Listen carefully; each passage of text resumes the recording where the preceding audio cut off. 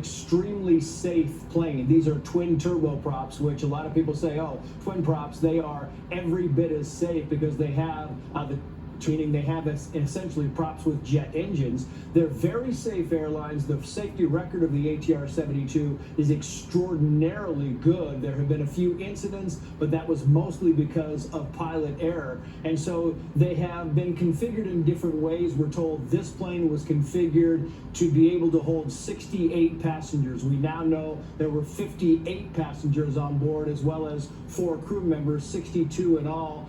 We haven't been told, that the government hasn't come out and confirmed the number, but it looks like by all reporting that there are no survivors on board this plane, and it was one of those flights, kind of those things, Nate Foy, that it would be really hard to survive that because it was kind of a flat spin spiral, meaning that they either lost power altogether, the plane somehow stalled, or the pilots suffered some sort of spatial disorientation and just lost control, but that would be rare. Are we hearing any more from the Colombian government here about what this, or the Brazilian government, apologies, about what might have happened in the final moments? Any radio contact, any calls for Mayday?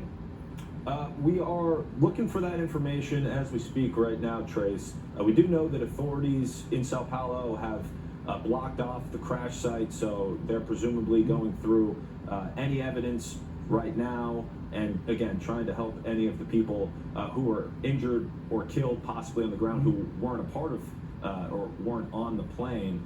But you know, we do know that several homes have been hit, and you saw this was not the sort of crash where the pilots were able to glide down with sort of a crash landing. This was a really out of control spiraling situation where it doesn't appear like it would have been possible for anybody on the plane to have survived, and now it seems that the emergency response is focusing more so on people on the ground.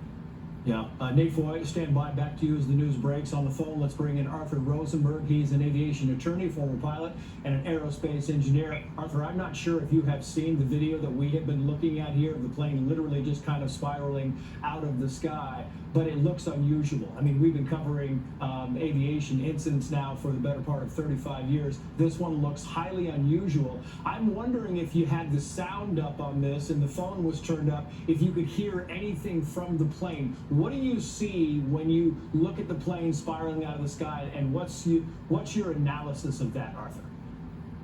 Yeah, so first of all, I have seen it. I have also heard the sound of the plane as it was spiraling what appeared to be at relatively low altitude into the ground. It's obviously very early to try to predict or make a stab of what happened here, but I can tell you this. What you're looking at is a plane that has stalled. A stall is when the plane is not moving through the air fast enough forward motion to be able to maintain lift and to stay in the air. The sound tells me that there clearly was something wrong with one or both engines. The sound tells me that there could have been something wrong with the propeller control system of one or both engines. It's a very powerful turboprop airplane. The ATR airplane, which is involved in this unfortunate incident, it's had quite a number of crashes over a number of years, ice problems, there's a whole myriad of problems. But here also, if you look at the radar data, the flight-aware radar data, it shows a very rapid descent of this airplane from altitude, which tells me that the plane was probably flying in the cruise.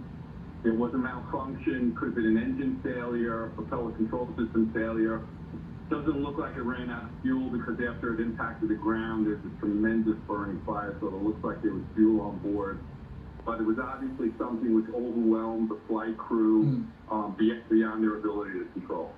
Yeah, so basically what we were saying, and we were kind of stating this, that it was coming from Cascavel to the Sao Paulo airport, Arthur, about 450 flight miles. And so Right. it was near the end of the flight, so that's one of the reasons it might have been coming down. But your suspicion is that this thing was having problems while it was in its flight at altitude and got down more quickly and tried to get down more quickly, and then things just went awry.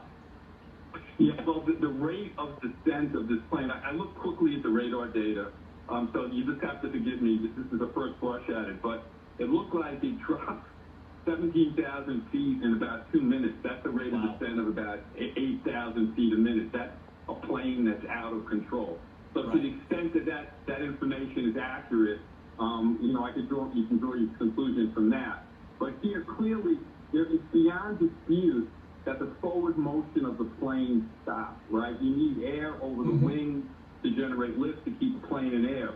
Small plane, big plane, 747, Cessna 150, whatever it is, they all have to comply with the laws of physics. Here, the plane was not moving forward.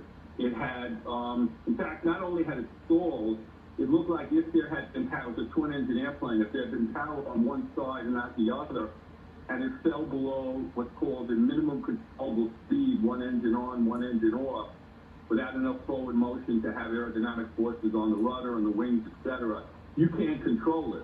The plane is going to stall and spin in a very similar fashion to what we saw here. Yeah. So, if you want to glean, the plane's a cruise, they're starting at descent, the plane's on autopilot. They probably programmed in the rate of descent, a waypoint, how far they wanted to get down, when they wanted to get down, and then something in this happened. Yeah, indeed. Something very bad happened. We are waiting for some final information to come from the Brazilian government. Arthur Rosenberg, thank you for your time. Your analysis was great, sir. We appreciate it. We'll get back to you, hopefully, as the news warrants on this. We are keeping our eyes on what happened in Brazil, the plane crash that, by all accounts and all reporting, it seems that 62 people have lost their lives. Twin turboprop that just apparently fell out of the sky.